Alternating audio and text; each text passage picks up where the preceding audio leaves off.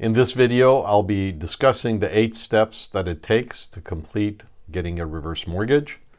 My name is Benny Victory. I'm a reverse mortgage specialist. I've been in the mortgage industry for over the past 20 years. Step number 1 is just the initial conversation that we'll have and kind of some fact gathering where I find out a little bit more about your particular situation. How old you are, how old your spouse is, if there's a balance owed on your property, what do we think the estimated value is. Then we do a little bit more of a conversation about answering some of your general questions. Then once I have an idea that a reverse mortgage is the right product for you, because simply being old enough is not enough. What I mean by that is, let's say you're 70 years old and your spouse is 65. Technically, you both qualify because for a traditional mortgage, you need to be 62 and older. But if your existing mortgage balance is relatively high and we can't pay off the existing mortgage to be able to get you a reverse mortgage, then you won't qualify for a reverse mortgage. And that's where the conversation will end. But if we see that you fit the criteria, your property has enough equity in it to pay off your existing mortgage, or if you don't have an existing mortgage and you can benefit from a reverse mortgage, then we continue with the conversation. At that point, we do a deeper dive into your existing current financial situation. That becomes looking at your monthly expenses. How much does it cost for you to take care of your mortgage, pay your insurance, pay your property taxes, and still be able to pay for everything else? Are you running short every month because after you, let's say, get your income between your Social Security, your pension, and any other source of income, are you having to go into your savings account to take money out? Are you having to go into your retirement account to pay for your monthly expenses? So then we look at your monthly monthly expenses and your income, and the discussion becomes answering your specific questions, maybe really doing an educational piece around how a reverse mortgage would benefit your particular situation. What would you do if you didn't have to make a mortgage payment? What would that monthly payment that is going towards a mortgage payment be used for, and how would the quality of your life be better if you didn't, let's say, spend $2,000 a month for your mortgage, but paid for something else?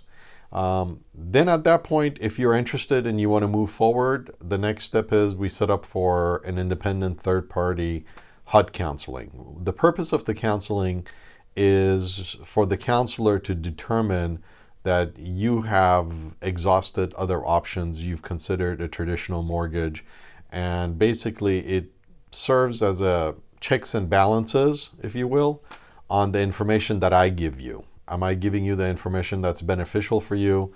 Did I inform you and educate you on all aspects of what a reverse mortgage is and how it works?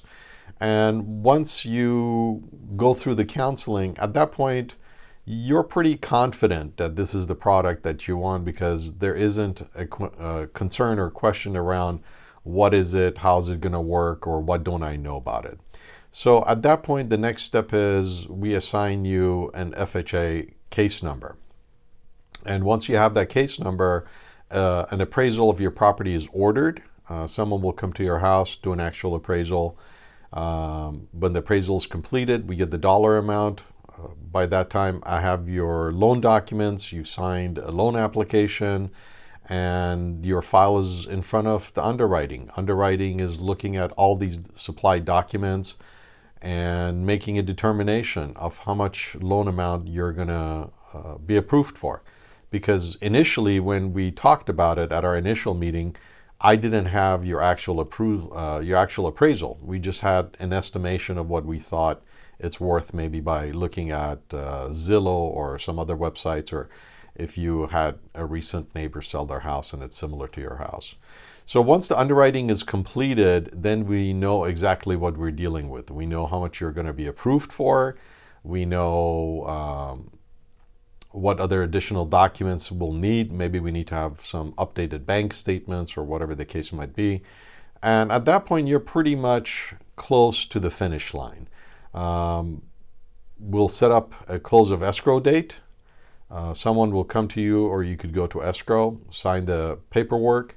There will be a 3-day right of rescission. And after the 3 days, your escrow funds. If you have an existing mortgage, that mortgage will be paid off.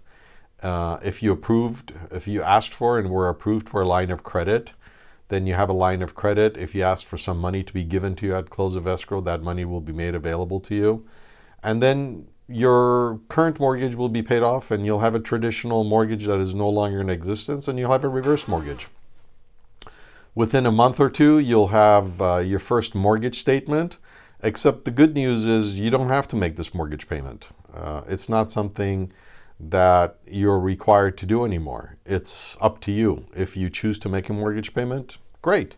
If you don't, that's okay too. That's what the benefit of a reverse mortgage is.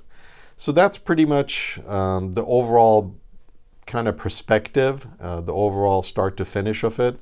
The next step is for us to have a conversation. If this is something that you're interested in pursuing or would like to learn more about, the starting conversation is for us to look at your specific situation, look at how much money you are eligible for, what your property looks like, what program benefit would mean to you, what would it mean if you don't have to make a mortgage payment next month, and how would that change the quality of your life. Please reach out to me. I'll be delighted to speak with you and assist you, and thank you for your time.